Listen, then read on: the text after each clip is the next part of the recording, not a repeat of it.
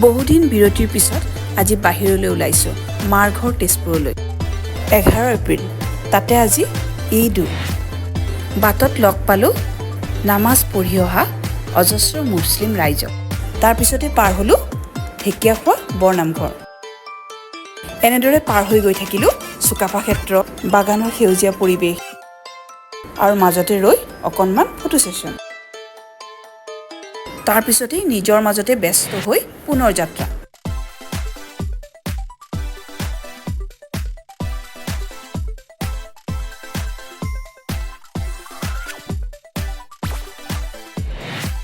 Stoppage দিলোহি বোকাঘাটত। এইবাৰ বোলে ল'ৰা ছোৱালী হালে বোকাঘাটৰ পুৰি খাবই। অৱশ্যে গোটেইকেইটাই বোকাঘাটৰ পুৰি ভাজিৰ সোৱাদ ল'লোঁ। হেঁপাহ পলুৱে আটাইকেইটাই বোকাঘাটৰ পুৰি ভাজিৰ সোৱাদ ল'লোঁ আৰু তাৰপাছত বোকাঘাটৰ বিখ্যাত পেৰা লগত লৈ আমাৰ যাত্ৰাৰ পৰৱৰ্তী অংশ আৰম্ভ কৰিলোঁ।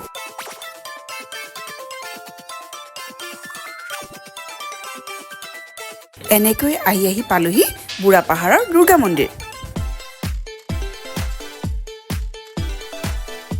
খন্তেক ৰৈ মন্দিৰত পূজা সেৱা কৰিলোঁ। তাৰপিছতে তাৰ কাষতে অলপমান ৰৈ কেইখনমান ফটো উঠিলোঁ।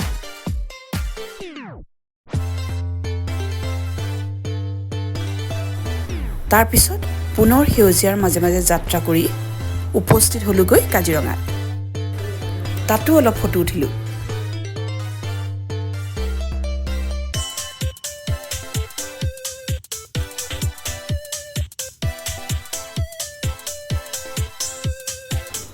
তাৰপিছত তাৰ পৰা আগুৱাই গৈ উপস্থিত হ'লোগৈ ভোমোৰাগুৰি দলঙত। মাৰ মৃত্যুৰ পিছত যিহেতু এবছৰলৈ ডাঙৰ নদী পাৰ হ'ব নাপায় বুলি কয়, সেয়েহে ব্ৰহ্মপুত্ৰৰ দলঙৰ কাষত এটি তামোল পাত দি সেৱা জনাই দলং পাৰ হ'লোঁ। তাৰপিছত শেষত আহি উপস্থিত হ'লোহি মাৰ ঘৰত।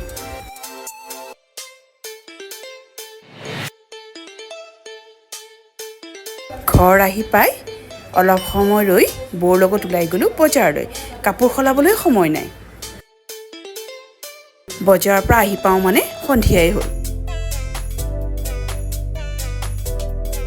সন্ধিয়াৰ সময়টো পাৰ কৰিলোঁগৈ সৰু দাদাৰ পৰিয়ালটোৰ লগত।